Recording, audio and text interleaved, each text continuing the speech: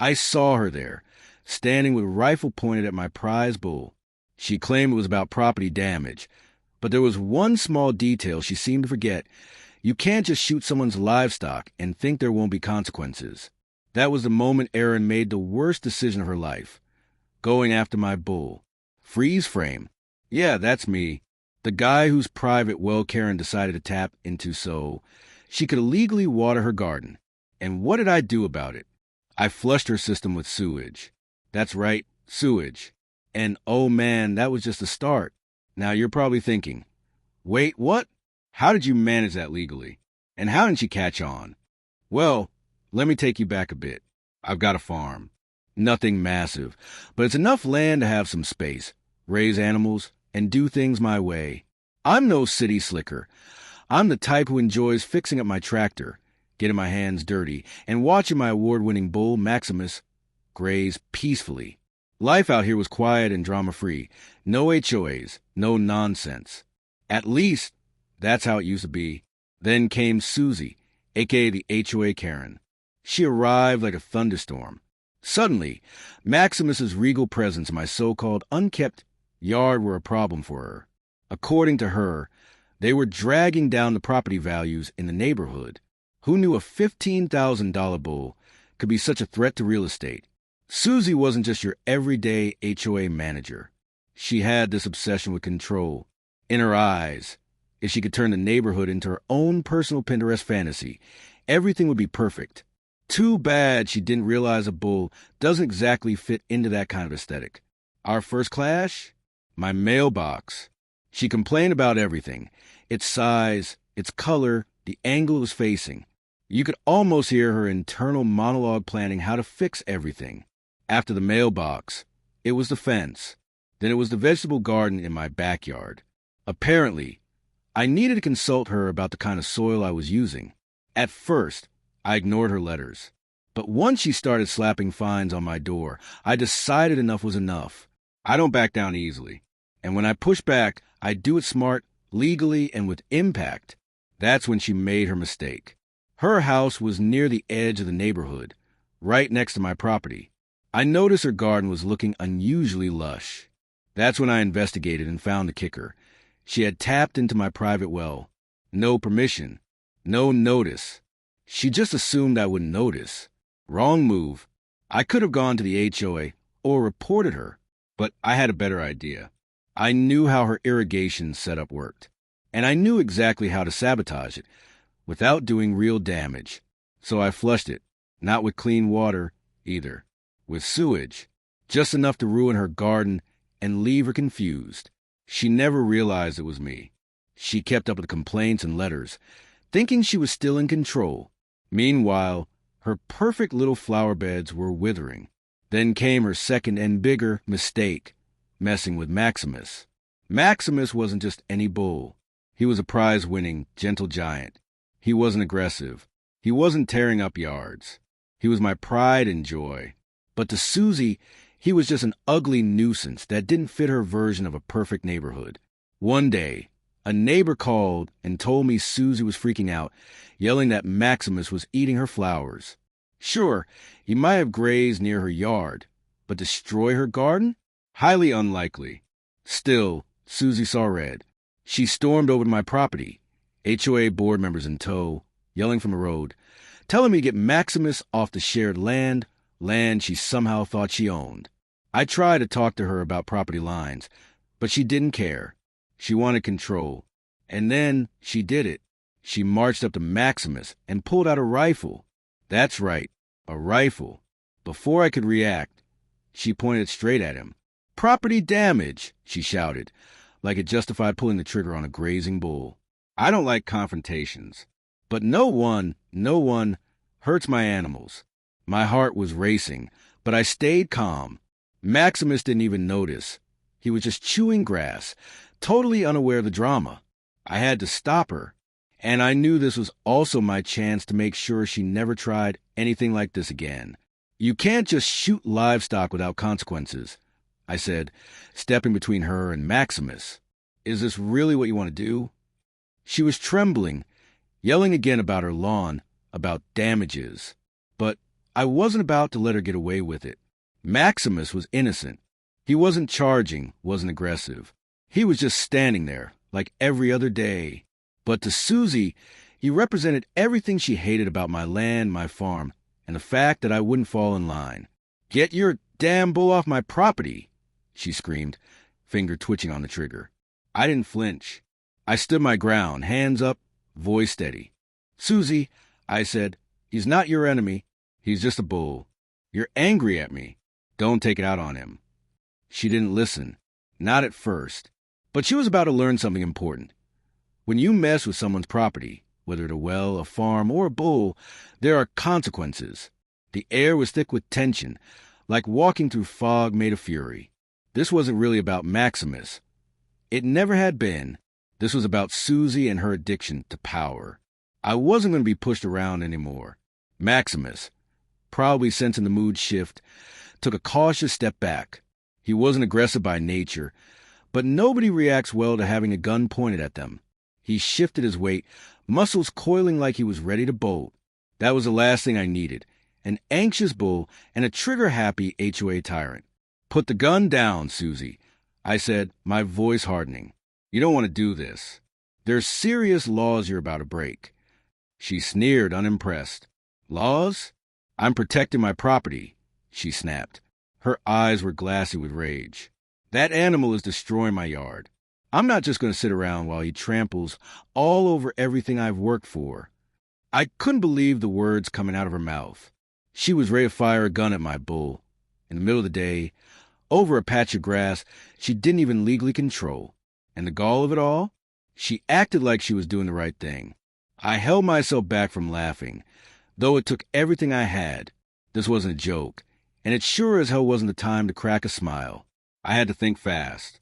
Charging at her to disarm the weapon would only provoke a disaster. One wrong move, and we wouldn't be dealing with a neighborhood dispute. We'd be dealing with headlines. But then it hit me. I wasn't just some average Joe for her to steamroll. I had the law on my side. And while Susie clearly thought she could get away with anything, she'd made one major mistake. You can't shoot someone's livestock and expect to walk away clean. Not in this state. You're walking into a world of trouble. I warned, stepping a little closer. If you pull that trigger, you'll have legal hell to pay.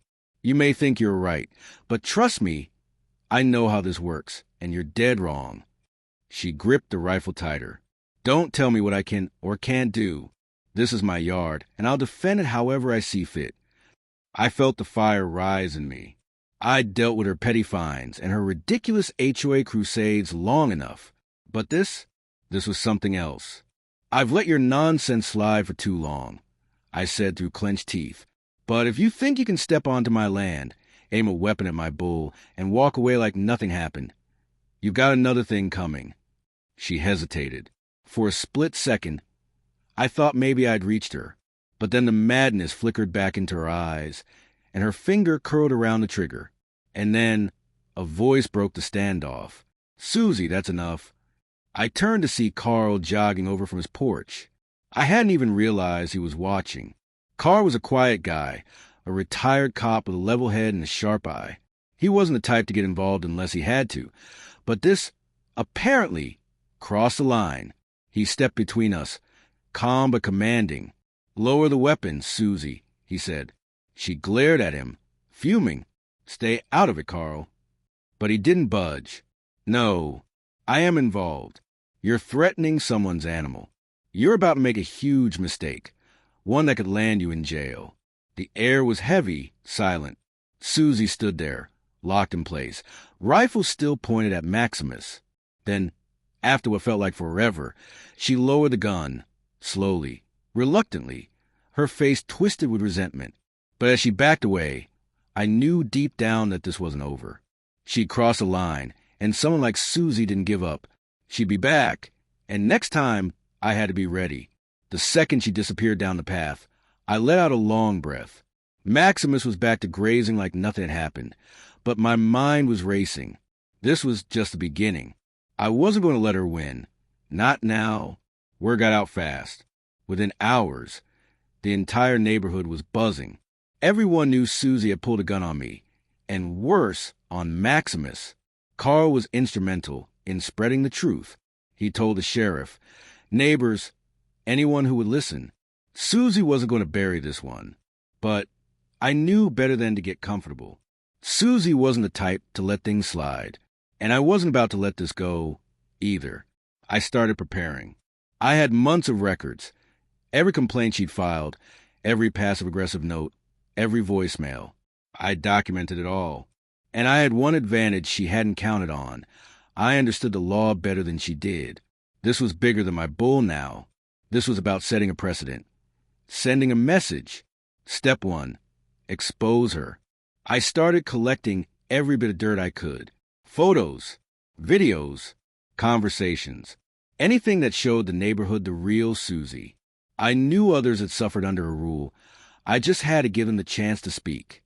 I reached out to folks who'd been hit with petty citations. One guy couldn't park his trailer. Another had been fined for putting a bird bath in his garden. The stories kept coming. They were fed up, but now they had someone to rally behind. Carl and I met up again, this time at my kitchen table, surrounded by a stack of HOA bylaws and witness statements. He flipped through the rules, shaking his head. This isn't about order, he said. This is about control. Always has been. He paused. You've got the documentation. You got the support. But there's one more thing you need: visibility. Visibility? I asked. Yeah, go public. Social media, emails, flyers, whatever. You need the court of public opinion. Once people see what she's done, they'll turn on her. That night, I drafted a post for the community Facebook group. I didn't name names. I didn't have to. I just laid out the facts about the fines, the petty rules, and the gun incident. I kept it measured, but it was clear what I was talking about. I hit post and waited. Within hours, it blew up. Comments flooded in. People were shocked, some furious. But the best part? Story after story poured in from neighbors who'd also been Susie's targets. I wasn't alone. Not anymore.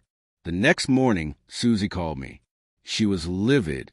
She accused me of smearing her name, of trying to destroy her. She demanded I take the post down. I told her the truth. This was her doing. I wasn't the villain here. She was. She threatened to press charges. I told her to go ahead. I'd already done the research. I knew exactly which law she'd violated, and I was ready for whatever she threw at me. Later that day, Carl and I met again. We made a plan, what to expect, how to respond, and what to do if she retaliated through legal or HOA channels.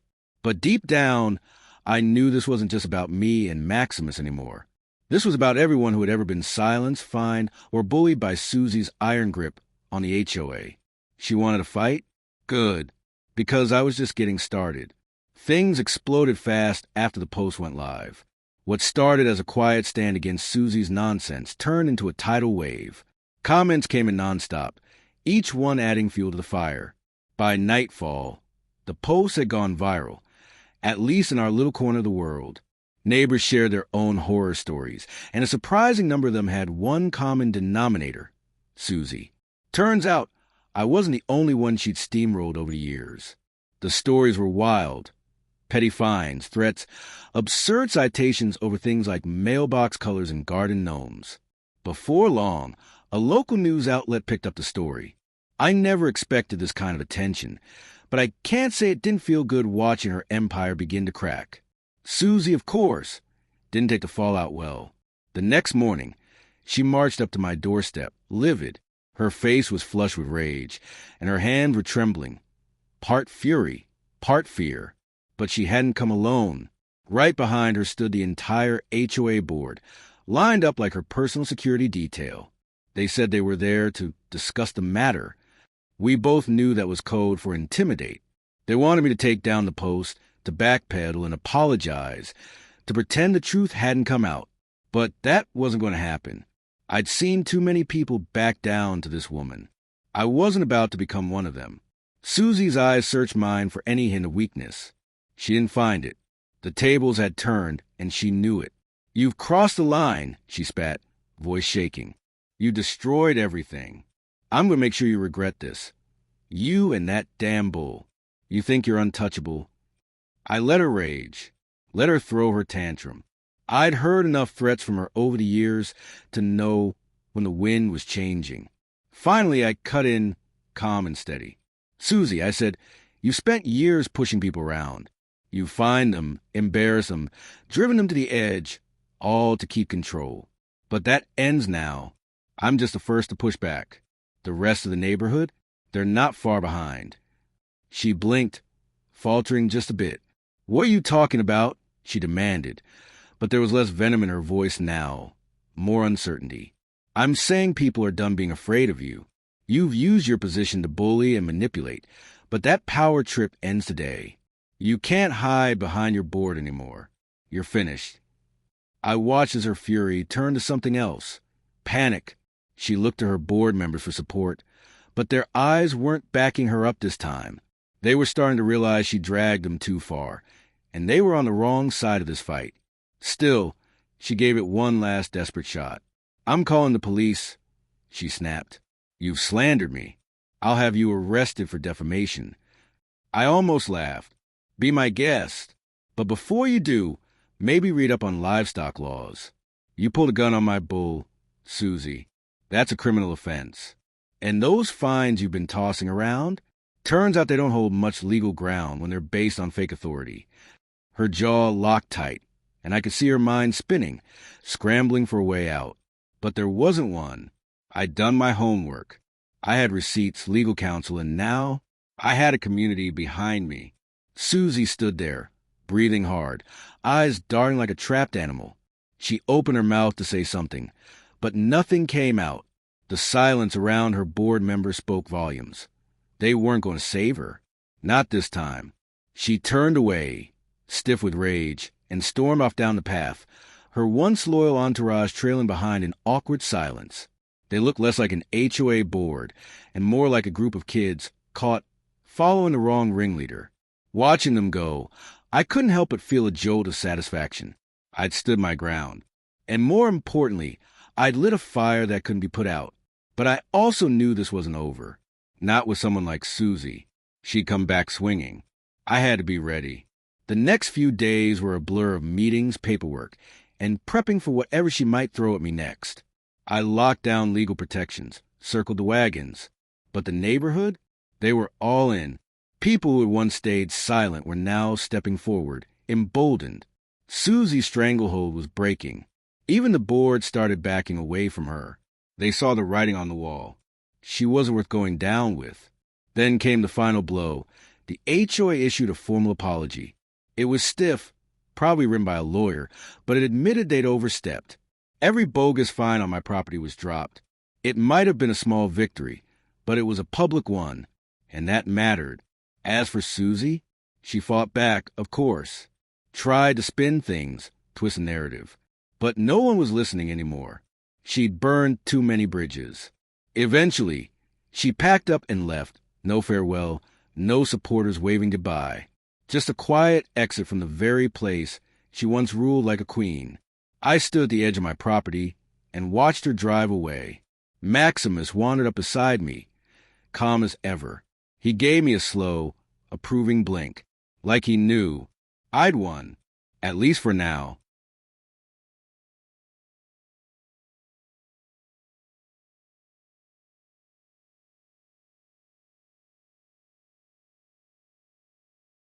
Thank you for watching Untold Realites. Don't forget to subscribe for more. Thumbs up and comments below.